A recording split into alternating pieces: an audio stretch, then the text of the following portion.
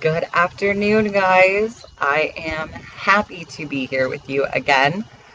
This is week, I think I put 5 when I created the event, but this might actually be week 6, which is awesome. That means you guys have stuck with me for a month and a half. That is a long time for anybody. Um, and I'm just happy you're here. I have loved spending these Saturdays and Wednesdays with you. And I know I say that every time, but I mean it. I love you guys. This has been amazing for me. So thank you for being here. Today is Saturday, so it is a Poe day.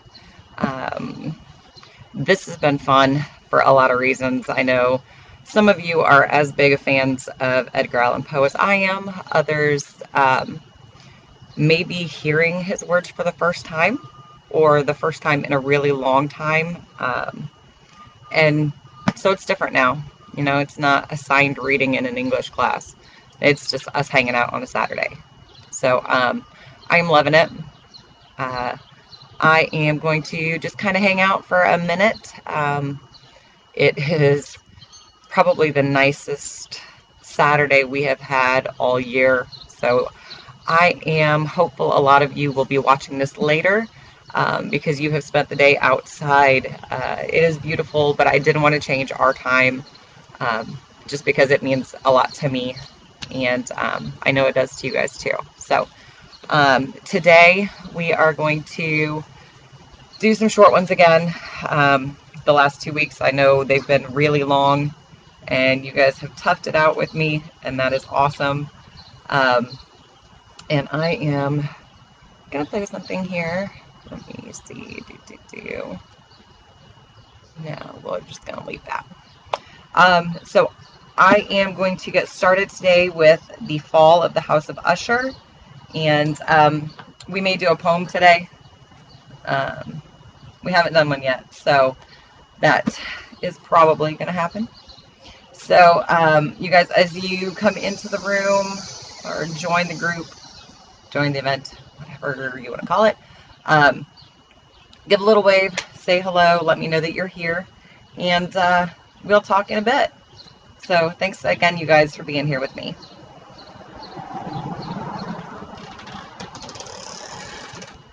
During the whole of a dull, dark, and soundless day in the autumn of the year, when the clouds hung oppressively low in the heavens, I had been passing alone on horseback through a singularly dreary tract of country, and at length found myself, as the shades of the evening drew on, within view of the melancholy house of Usher. I know not how it was, but with the first glimpse of the building a sense of insufferable gloom pervaded my spirit. I say insufferable, for the feeling was unrelieved by any of that half-pleasurable, because poetic, sentiment with which the mind usually receives even the sternest natural images of the desolate or terrible. I looked upon the scene before me, upon the mere house and the simple landscape features of the domain, upon the bleak walls, upon the vacant eye-like windows, upon a few rank sedges, and upon a few white trunks of decayed trees, with an utter depression of soul which I can compare to no earthly sensation more properly than to the after-dream of the reveler upon opium, the bitter lapse into everyday life, the hideous dropping off of the veil. There was an iciness, a sinking, a sickening of the heart, an unredeemed dreariness of thought which no goading of the imagination could torture into aught of the sublime. What was it? I paused to think. What was it that so unnerved me in the contemplation of the house of Usher? It was a mystery all insoluble, nor could I grapple with the shadowy fancies that crowded upon me as I pondered. I was forced to fall back upon the unsatisfactory conclusion that while, beyond doubt, there are combinations of very simple, natural objects which have the power of thus affecting us, still the analysis of this power lies among considerations beyond our depth. It was possible, I reflected, that a mere different arrangement of the particulars of the scene, of the details of the picture would be sufficient to modify or perhaps to annihilate its capacity for sorrowful impression, and, acting upon this idea, I reined my horse to the precipitous brink of a black and lurid tarn that lay in unruffled luster by the dwelling, and gazed down, but with a shudder even more thrilling than before, upon the remodeled and inverted images of the grey sedge, and the ghastly tree stems, and the vacant and eye-like windows.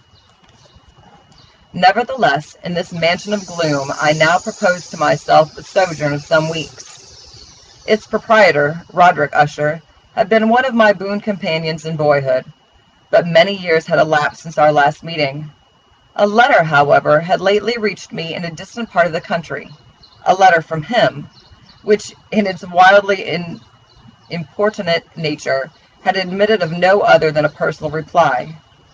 The MS gave evidence of nervous agitation. The writer spoke of acute bodily illness, of a mental disorder which oppressed him, and of an earnest desire to see me, as his best and indeed his only personal friend, with a view of attempting, by the cheerfulness of my society, some alleviation of his malady. It was the manner in which all this, and much more, was said. It was the apparent heart that went with his request, which allowed me no room for hesitation, and I accordingly obeyed forthwith what I still considered a very singular summons. Although as boys we had been even intimate associates, yet I really knew little of my friend. His reserve had been always excessive and habitual. I was aware, however, that his very ancient family had been noted, time out of mind, for a peculiar sensibility of temperament, displaying itself through long ages in many works of exalted art, and manifested of late in repeated deeds of munificent yet unobtrusive charity, as well as in a passionate devotion to the intricacies, perhaps even more than to the orthodox and easily recognizable beauties of musical science. I had learned, too, the very remarkable fact that the stem of the Usher race, all time honored as it was, had put forth at no period any enduring branch. In other words, that the entire family lay in the direct line of descent, and had always, with very little trifling and very temporary variation, so lain. It was this deficiency I considered, while running over in thought the perfect keeping of the character of the premises with the accredited character of the people, and while speculating upon the possible influence which the one, in the long lapse of centuries, might have exercised upon the other. It was this deficiency, perhaps, of collateral issue, and the consequent undeviating transmission from sire to son of the patrimony with the name, which had at length so identified the two as to merge the original title of the estate in the quaint and equivocal appellation of the House of Usher, an appellation which seemed to include, in the minds of the peasantry who used it, both the family and the family mansion.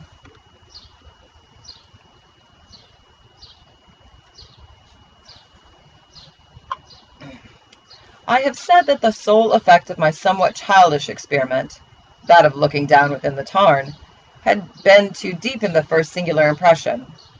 There can be no doubt that the consciousness of the rapid increase of my superstition, for why would I not term it so, served mainly to accelerate the increase itself. Such, as I have long known, is the paradoxical law of all sentiments having terror as a basis. And it might have been for this reason only that, when I again uplifted my eyes to the house itself, from its image in the pool, there grew in my mind a strange fancy, a fancy so ridiculous indeed that I but mention it to show the vivid force of the sensations which oppressed me. I had so worked upon my imagination as really to believe that about the whole mansion and domain there hung an atmosphere peculiar to themselves and to their immediate vicinity, an atmosphere which had no affinity with the air of heaven, but which had reeked up from the decayed trees and the grey wall and the silent tarn, a pestilent and mystic vapor, dull, sluggish, faintly discernible, and leaden-hued. Shaking off from my spirit what must have been a dream, I scanned more narrowly the real aspect of the building. Its principal feature seemed to be that of an excessive antiquity. The discoloration of ages had been great. Minute fungi overspread the whole exterior, hanging in a fine, tangled webwork from the eaves. Yet all this was apart from any extraordinary dilapidation. No portion of the masonry had fallen, and there appeared to be a wild inconsistency between its still perfect adaptation of parts and the crumbling condition of the individual stones. In this there was much that reminded me of the specious totality of old woodwork which has rotted for long years in some neglected vault, with no disturbance from the breath of the external air. Beyond this indication of extensive decay, however, the fabric gave little token of instability. Perhaps the eye of a scrutinizing observer might have discovered a barely perceptible fissure, which, extending from the roof of the building in front, made its way down the wall in a zigzag direction until it became lost in the sullen waters of the tarn. Noticing these things, I rode over a short causeway to the house. A servant in waiting took my horse, and I entered the Gothic archway of the hall. A valet of stealthy step thence conducted me in silence through many dark and intricate passages of my progress to the studio of his master. Much that I encountered on the way contributed, I know not how, to heighten the vague sentiments of which I have already spoken. While the objects around me, while the carvings of the ceilings, the somber tapestries of the walls, the ebon blackness of the floors, and the phantasmagoric armorial trophies which rattled as I strode, were but matters to which, or to such as which, I had been accustomed from my infancy. While I hesitated not to acknowledge how familiar was all this, I still wondered to find how unfamiliar were the fancies which ordinary images were stirring up. On one of the staircases, I met the physician of the family. His countenance, I thought, wore a mingled expression of low cunning and perplexity. He accosted me with trepidation and passed on. The valet now threw open a door and ushered me into the presence of his master. The room in which I found myself was very large and lofty. The windows were long, narrow, and pointed, and at so vast a distance from the black oaken floors as to be altogether inaccessible from within. Feeble gleams of encrimsoned light made their way through the trellised panes, and served to render sufficiently distinct the more prominent objects around.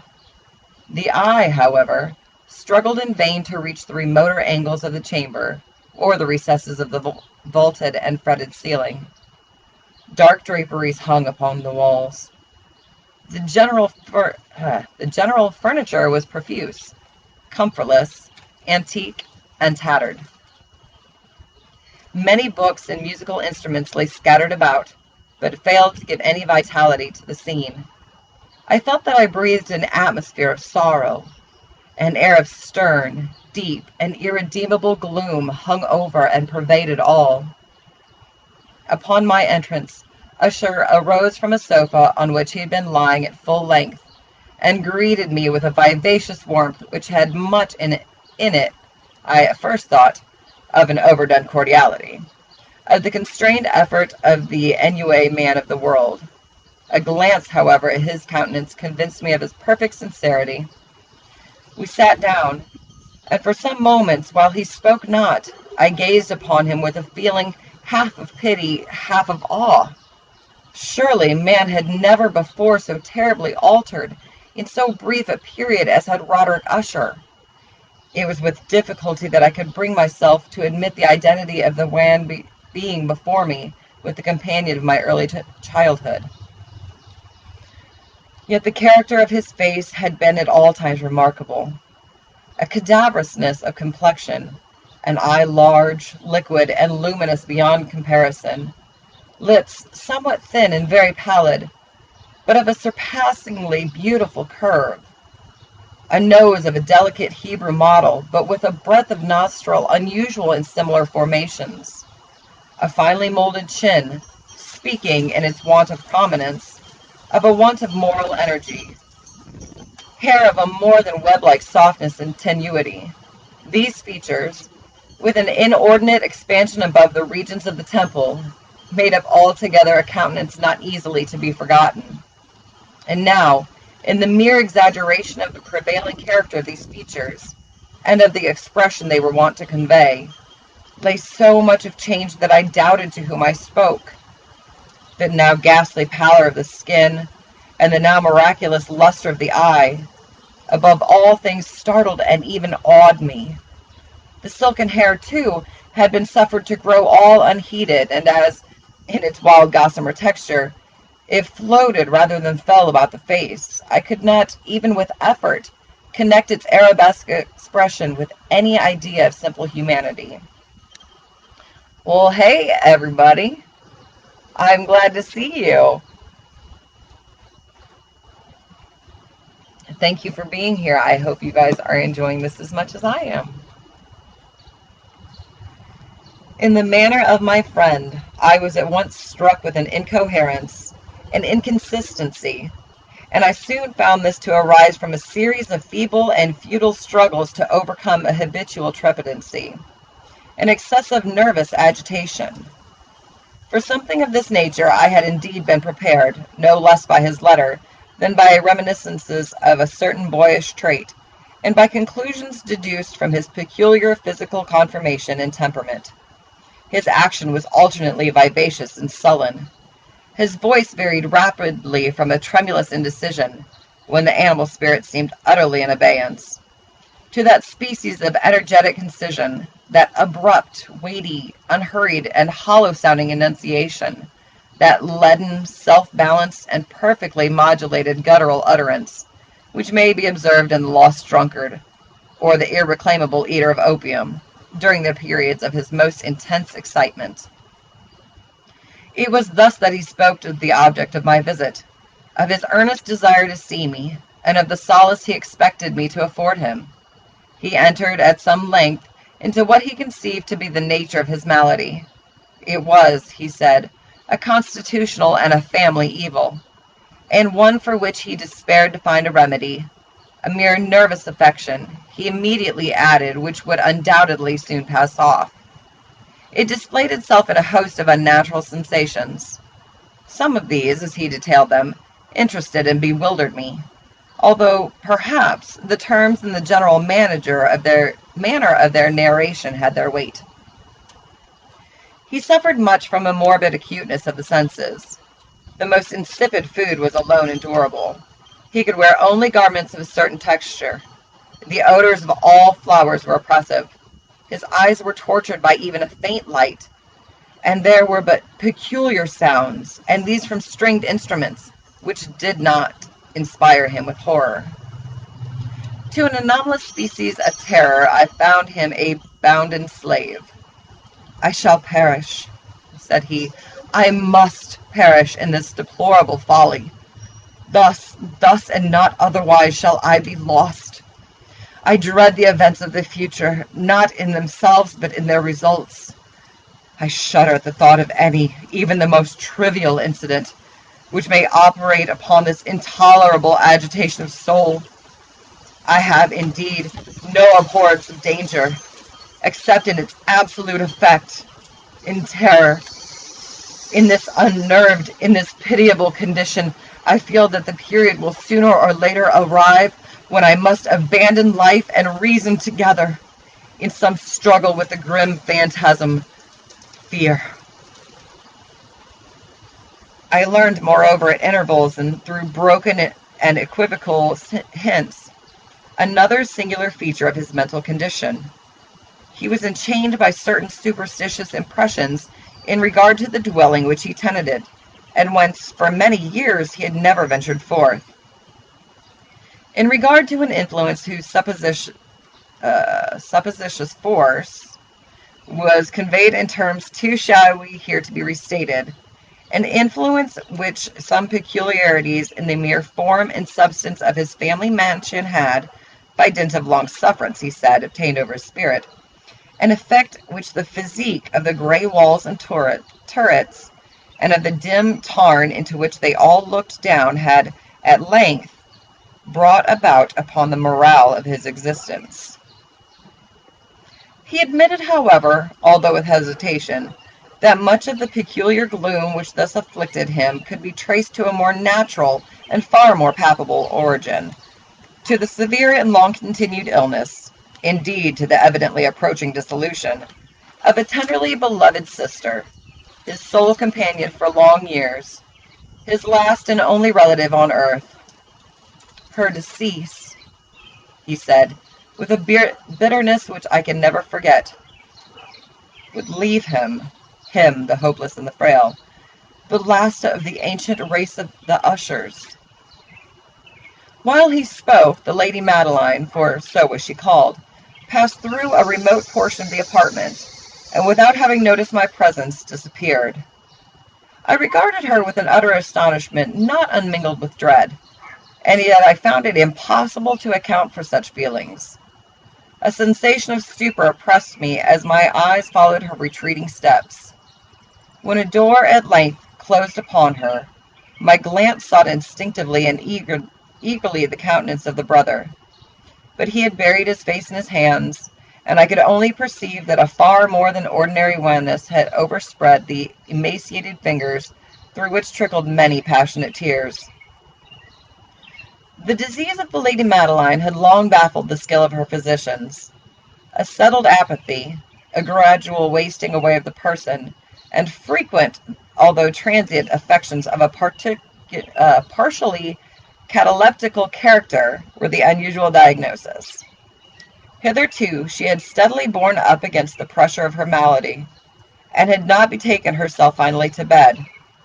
But on the closing of the evening of my arrival at the house, she succumbed, as her brother told me at night with an inexpressible agitation, to the prostrating power of the destroyer, and I learned that the glimpse I had obtained of her person would thus probably be the last I should obtain, that the lady, at least while living, would be seen by me no more.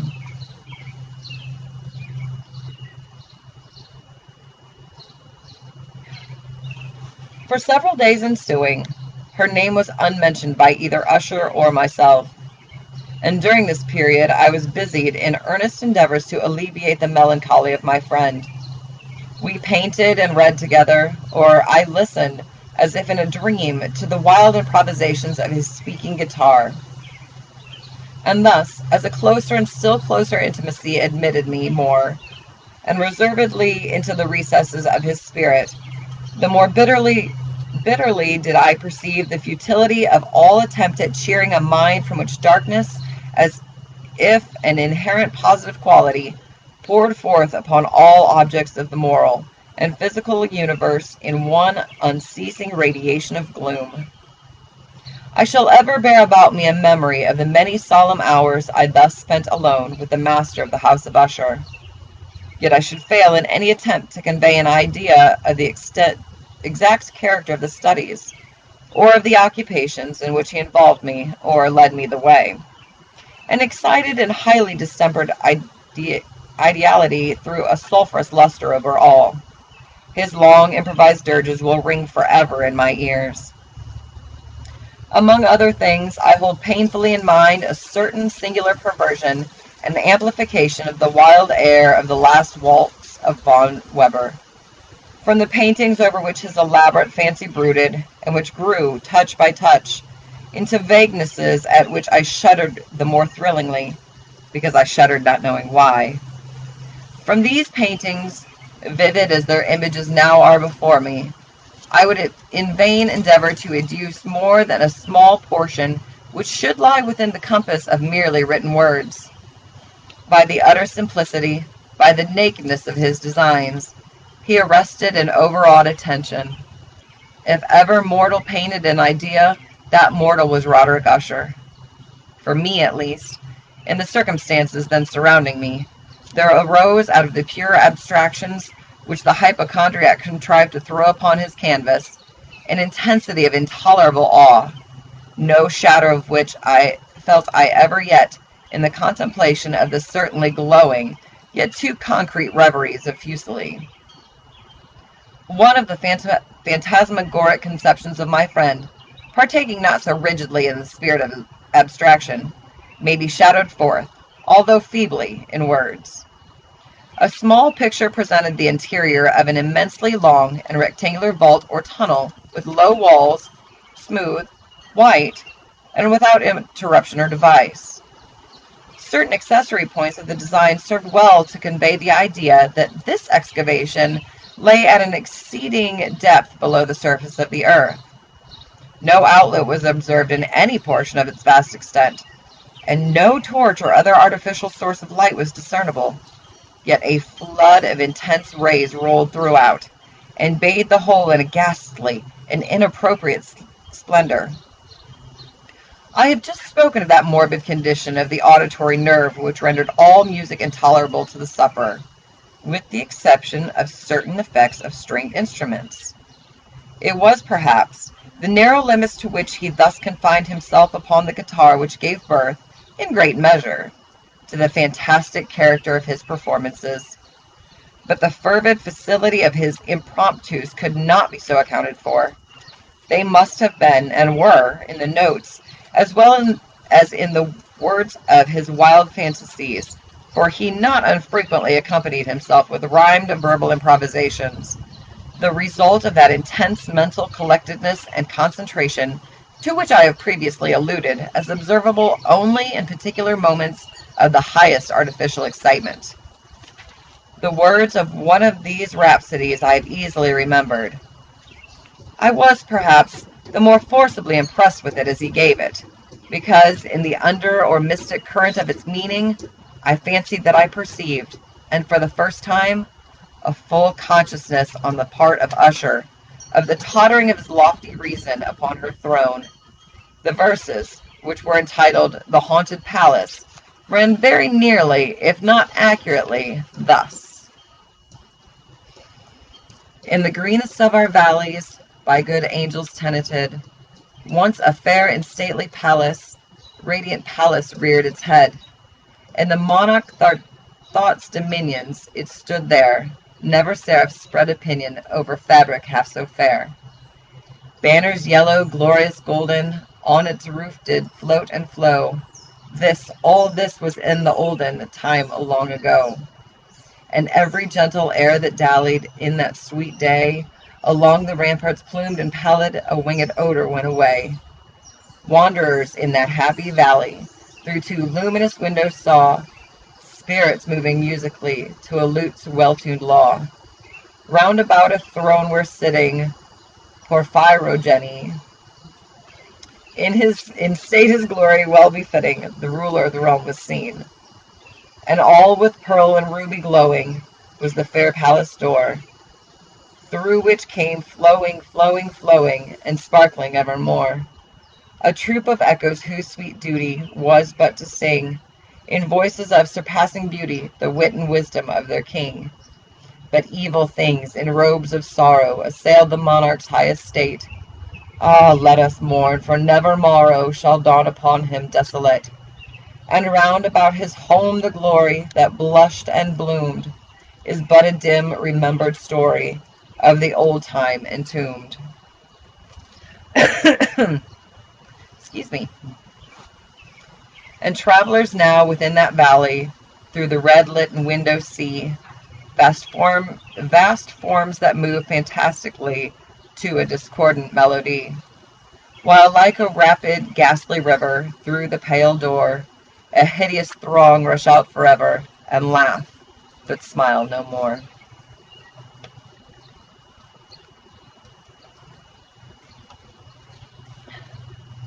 I well remember that suggestions arising from this ballad led us into a train of thought wherein there became manifest an opinion of Usher's, which I mention not so much on account of its novelty, for other men have thought thus, as on account of the pertinacity with which he maintained it.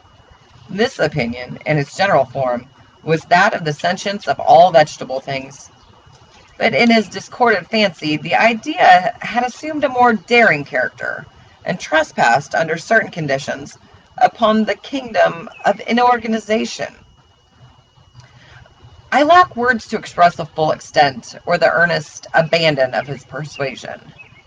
The belief, however, was connected, as I have previously hinted, with the gray stones of the home of his forefathers. The conditions of the sentence had been here, he imagined, fulfilled in the method of collocation of these stones, in the order of their arrangement, as well as in that of the many fungi which overspread them. and of the decayed trees which stood around.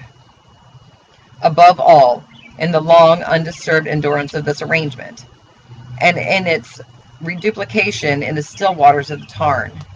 Its evidence, the evidence of the sentience, was to be seen, he said, and I here started as he spoke, in the gradual yet certain condensation of an atmosphere of their own about the waters and the walls. The result was discoverable, he added, in that silent yet importunate, sorry, I broke that word up weird, and terrible influence which for centuries had molded the destinies of his family, and which made him what I now saw him, what he was. Such opinions need no comment, and I will make none. Our books, the books which for years had formed no small portion of the mental existence of the invalid, were, as might be supposed, in strict keeping with this character of phantasm. We pored together over such works as the Vervent and Chartreuse of Gresset, the Belphegor of Machiavelli, the Heaven and Hell of Swedenborg, the Subterranean Voyage of Nicholas Klim of Holberg, the Chiromancy of Robert Flude, of Jean Dignanier, and of Delechambre, the journey into the blue distance of Tieck, and the city of the sun of Campanella. One favorite volume was the small octavo edition of the Dictorium Inquisitorium by the Dominican Aymeric de Giron, and there were passages in Pomponius Mela about the old African satires, and over which Usher would sit dreaming for hours. His chief delight, however, was found in the perusal of an exceedingly rare and curious book in the Quarto Gothic, the Manual of a Forgotten Church, the Vigiliae Mortuorum Secundum Quorum Ecclesiae Maguntines, Latin. I could not help thinking of the wild ritual of this work, and of its probable influence upon the hypochondriac, when one evening, having informed me abruptly that the Lady Madeline was no more, he stated his intention of preserving her corpse for a fortnight, previously to its final interment, in one of the numerous vaults within the main walls of the building. The worldly reason, however, assigned for the singular proceeding was one which I did not feel at liberty to dispute. The brother had been led to his resolution, so he told me, by consideration of the unusual character of the malady of the deceased, of certain obtrusive and eager inquiries on the part of her medicinal men, and of the remote and exposed situation of the burial ground of the family. I will not deny that when I called to mind the sinister countenance of the person whom I met upon the staircase on the day of the arrival at the house, I had no desire to oppose what I regarded as at best but a harmless, and by no means an unnatural, precaution. At the request of Usher, I personally aided him in the arrangements for the temporary entombment. The body having been encoffined, we two alone bore it to its rest. The vault in which we placed it, and which had been so long unopened that our torches, half smothered in its oppressive atmosphere, gave us little opportunity for investigation, was small, damp, and entirely without means for admission of light, lying at great depth immediately beneath that portion of the building in which was my own sleeping apartment. No, thank you, no. It had been used apparently in remote feudal times for the worst purposes of a donjon keep, and in later days as a place of deposit for powder, or some other highly combustible substance as a portion of its floor, and the whole interior of a long archway through which we reached it were carefully sheathed with copper. The door, of massive iron, had been also similarly protected. Its immense weight caused an unusually sharp, grating sound as it moved upon its hinges. Having deposited our mournful burden upon the trusses within this region of horror, we partially turned aside the yet unscrewed lid of the coffin, and looked upon the face of the tenant. A striking similitude between the brother and sister now first arrested my attention, and Usher, divining perhaps my thoughts, murmured out some few words from which I learned that the deceased and himself had been twins, and that sympathies of a scarcely intelligible nature had always existed between them. Our glances, however, rested not long upon the dead, for we could not regard her unawed. The disease which had thus entombed the lady in the maturity of youth had left, as usual, in all maladies of a strictly cataleptical character, the mockery of a faint blush upon the bosom and the face, and that suspiciously lingering smile upon the lip which is so terrible in death. We replaced and screwed down the lid, and having secured the door of iron, made our way with toil into the scarcely less gloomy apartments of the upper portion of the house. And now, some days of bitter grief having elapsed, an observable change came over the features of the mental disorder of my friend. His ordinary manner had vanished. His ordinary occupations were neglected or forgotten. He roamed from chamber to chamber with hurried, unequal, and objectless step. The pallor of his countenance had assumed, if possible, a more ghastly hue, but the luminousness of his eye had utterly gone out. The once occasional huskiness of his tone was heard no more, and a tremulous quaver, as if of extreme terror, habitually characterized his utterance. There were times, indeed, when I thought his unceasingly agitated mind was laboring with some oppressive secret, to divulge which he struggled for the necessary courage. At times, again, I was obliged to resolve all into the mere inexplicable vagaries of madness, for I beheld him gazing upon vacancy for long hours, in an attitude of the profoundest attention, as if listening to some imaginary sound. It was no wonder that his condition terrified, that it infected me. I felt creeping upon me, by slow yet certain degrees, the wild influences of his own fantastic yet impressive superstitions.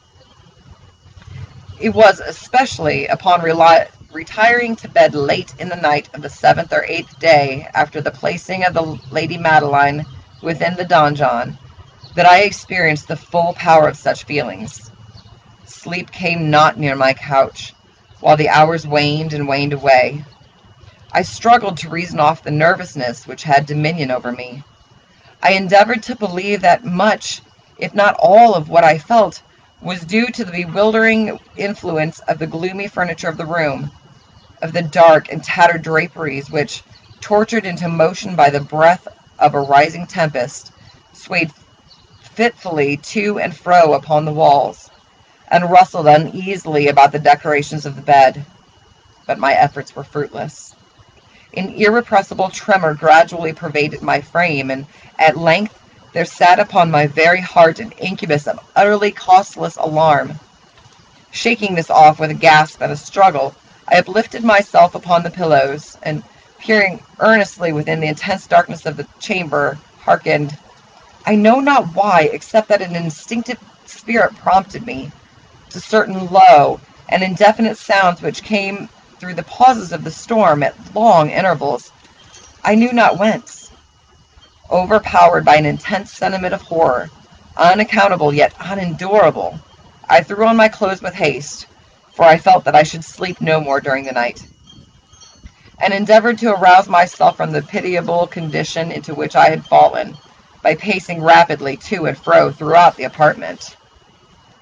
I had taken but few turns in this manner, when a light step on an adjoining staircase arrested my attention. I presently recognized it as that of Usher. In an instant afterward he rapped, with a gentle touch, at my door, and entered, bearing a lamp. His countenance was, as usual, cadaverously wan, but, moreover, there was a species of mad hilarity in his eyes, and evidently restrained hysteria in his whole demeanor. His air appalled me, but anything was preferable to the solitude which I had so long adored, and I even welcomed his presence as a relief. "And you have not seen it?" he said abruptly, after having stared about him for some moments in silence. "You have not then seen it? But stay, you shall." Thus speaking, and having carefully shaded his lamp, he hurried to one of the casements, and threw it freely open to the storm. The impetuous fury of the entering gust nearly lifted us from our feet. It was indeed a tempestuous yet sternly beautiful night, and one wildly singular in its terror and its beauty. A whirlwind had apparently collected its force in our vicinity, for there were frequent and violent alterations in the direction of the wind, and the exceeding density of the clouds, which hung so low as to press upon the turrets of the house, did not prevent our perceiving the lifelike velocity with which they flew careening from all points against each other, without passing away into the distance. I say that even their exceeding density did not prevent our perceiving this.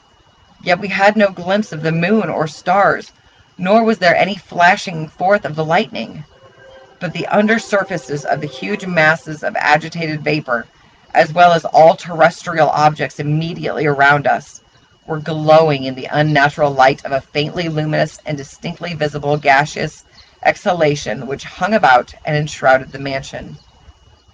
"You must not, you shall not behold this," said I, shuddering to Usher as I led him, with a gentle violence, from the window to a seat. "These appearances which bewilder you are merely electrical phenomena not uncommon, or it may be that they have their ghastly origin in the rank miasma of the tarn. Let us close this casement. The air is chilling and dangerous to your frame. Here is one of your favorite romances. I will read, and you shall listen, and so we will pass away this terrible night together." Sorry, guys. I hear the train, so we'll pause for just a minute. Say hello, hello, hello, hello to everybody. I hope you are having a wonderful weekend. I hope you guys are all safe from, Lord have mercy, so much right now. We'll just stick it out together, guys. Lots of love, I suppose. I don't know what else we can do. Just lots of love. Yeah. All right. Well, the horn has gone. So engine of the train. So we will move along. The antique volume which I had taken up was the Mad Tryst of Sir Launcelot Canning, but I had called it a favorite of Usher's more in sad jest than in earnest, for in truth there is little in its uncouth and unimaginative prolixity which could have had interest for the lofty and spiritual ideality of my friend. It was, however, the only book immediately at hand, and I indulged a vague hope that the excitement which now agitated the hypochondriac might find relief, for the history of mental disorder is full of similar anomalies, even in the extremeness of the folly which I should read. Could I have judged, indeed, by the wild overstrained air of vivacity with which he hearkened, or apparently hearkened, to the words of the tale, I might well have congratulated myself upon the success of my design. I had arrived at that well-known portion of the story where Ethelred, the hero of the tryst, having sought in vain for peaceable admission into the dwelling of the hermit, proceeds to make good an entrance by force. Here, it will be remembered, the words of the narrative run thus: "And Ethelred, who was by nature of a doughty heart, and who was now mighty withal, on account of the powerfulness of the wine which he had drunken, waited no longer to hold parley with the hermit, who, in sooth, was of an obstinate and maliceful turn, but feeling the rain upon his shoulders, and fearing the rising of the tempest, uplifted his mace outright, and with blows made quickly room in the plankings of the door for his gauntleted hand. And now pulling therewith sturdily, he so cracked and ripped and tore all asunder, that the noise of the dry and hollow-sounding wood alarumed and reverberated throughout the forest." At the termination of this census I started, and for a moment paused, for it appeared to me, although I at once concluded that my excited fancy had deceived me, it appeared to me that from some very remote portion of the mansion there came indistinctly to my ears what might have been, in its exact similarity of character, the echo, but a stifled and dull one, certainly, of the very cracking and ripping sound which Sir Launcelot had so particularly described. It was, beyond doubt, the coincidence alone which had arrested my attention. For amid the rattling of the sashes of the casements, and the ordinary commingled noises of the still increasing storm, the sound, in itself, had nothing, surely, which should have interested or disturbed me. I continued with the story. But the good champion Ethelred, now entering within the door, was sore enraged, and amazed to perceive no signal of the maliceful hermit, but in the stead thereof, a dragon of a scaly and prodigious demeanour, and of a fiery tongue, which sate in guard before a palace of gold, with a floor of silver. And upon the wall there hung a shield of shining brass, with this legend enwritten: Who entereth herein, a conqueror hath been. Who slayeth the dragon, the shield he shall win. And Ethelred uplifted his mace and struck upon the head of the dragon, which fell before him, and gave up his pesty breath, with a shriek so horrid and harsh, and withal so piercing, that Ethelred had feigned to close his ears with his hands against the dreadful noise of it, the like whereof was never before heard. Here again I paused abruptly, and now with a feeling of wild amazement, for there could be no doubt whatever that, in this instance, I did actually hear, although from what direction it proceeded I found it impossible to say. A low and apparently distant, but harsh, protracted, and most unusual screaming or grating sound, the exact counterpart of what my fancy had already conjured up for the dragon's unnatural shriek, as described by the romancer. Oppressed, as I certainly was, upon the occurrence of this second and most extraordinary coincidence, by 1,000 conflicting sensations, in which wonder and extreme terror were predominant, I still retained sufficient presence of mind to avoid exciting, by any observation, the sensitive nervousness of my companion. I was by no means certain that he had noticed the sounds in question, although assuredly a strange alteration had, during the last few minutes, taken place in his demeanour. From a position fronting my own, he had gradually brought round his chair, so as to sit with his face to the door of the chamber, and thus I could but partially perceive his features, although I saw that his lips trembled as if he were murmuring inaudibly. His head had dropped upon his breast, yet I knew that he was not asleep, from the wide and rigid opening of the eye as I caught a glance of it in profile. The motion of his body, too, was at variance with this idea, for he rocked from side to side with a gentle yet constant and uniform sway. Having rapidly taken notice of all this, I resumed the narrative of Sir Launcelot, which thus proceeded. And now the champion, having escaped from the terrible fury of the dragon, bethinking himself of the brazen shield, and of the breaking up of the enchantment which was upon it, removed the carcass from out of the way before him, and approached valorously over the silver pavement of the castle to where the shield was upon the wall, which in sooth tarried not for his full coming, but fell down at his feet upon the silver floor, with a mighty great and terrible ringing sound. No sooner had these syllables passed my lips than, as if a shield of brass had indeed at the moment fallen heavily upon a floor of silver, I became aware of a distinct, hollow, metallic, and clangorous, yet apparently muffled reverberation. Completely unnerved, I leaped to my feet, but the measured rocking movement of Usher was undisturbed. I rushed to the chair in which he sat. His eyes were bent fixedly before him, and throughout his whole countenance there reigned a stony rigidity. But as I placed my hand upon his shoulder, there came a strong shudder over his whole person, a sickly smile quivered about his lips, and I saw that he spoke in a low, hurried, and gibbering murmur, as if unconscious of my presence. Bending closely over him, I at length drank in the hideous import of his words. Now hear it? Yes, I hear it, and have heard it. Long, long, long. Many minutes, many hours, many days have I heard it, yet I dared not. Oh, pity me, miserable wretch that I am. I dared not speak. We have put her living in the tomb. Said I not that my senses were acute? I now tell you that I heard her first feeble movements in the hollow coffin. I heard them many, many days ago, yet I dared not speak. And now, tonight, Ethelred, the breaking of the hermit's door, and the death cry of the dragon, and the clangor of the shield, say rather the rending of her coffin, and the grating of the iron hinges of her prison, and her struggles within the coppered archway of the vault. Whither shall I fly?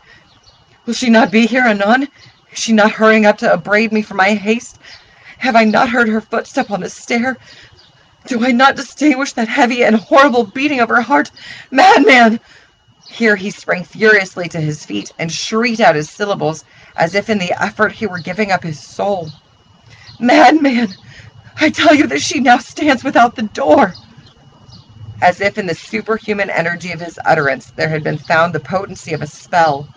The huge antique panels to which the speaker pointed threw slowly back, upon the instant, their ponderous and ebony jaws. It was the work of the rushing gust, but then without those doors there did stand the lofty and enshrouded figure of the Lady Madeline of Usher. There was blood upon her white robes, and evidence of some bitter struggle upon every portion of her emaciated frame. For a moment she remained trembling and reeling to and fro upon the threshold. Then, with a low moaning cry, fell heavily inward upon the person of her brother, and in her violent and now final death agonies bore him to the floor a corpse, and a victim to the terrors he had anticipated. From that chamber and from that mansion I fled aghast. The storm was still abroad in all its wrath as I found myself crossing the old causeway. Suddenly there shot along the path a wild light, and I turned to see whence a gleam so unusual could have issued, for the vast house and its shadows were alone behind me. The radiance was that of the full setting and blood-red moon, which now shone vividly through that once barely discernible fissure, of which I have before spoken as extending from the roof of the building in a zigzag direction to the base. While I gazed, this fissure rapidly widened. There came a fierce breath of the whirlwind. The entire orb of the satellite burst at once upon my sight. My brain reeled as I saw the mighty walls rushing asunder. There was a long, tumultuous shouting, like the voice of 1,000 waters, and the deep and dank tarn at my feet closed sullenly and silently over the fragments of the house of Usher. All right, guys. Oh, it's a good one. I know it's shorter than last time. It's still a little long, but I'm glad you guys were here with me. It's been a good day. It's a good story. It's still beautiful out here. We are going to be heading out in a little bit. Got some dinner. So I hope you guys get back outside. I hope maybe you were watching from outside, like I was reading from outside. I couldn't help myself. So yeah, enjoy the weekend. Please get some fresh air. Get some, I don't know, decompression. Oh, some grounding. Walk around barefoot. It feels really, really good. Really good. And I will see you guys Wednesday at 7. We are going to continue with the Just So stories because I had so much fun with that last Wednesday. So we'll do a few more of those. And if you guys have suggestions for next week, we may do the pit and the pendulum. It's another good one. So I will talk to you guys soon. And I love you. Bye.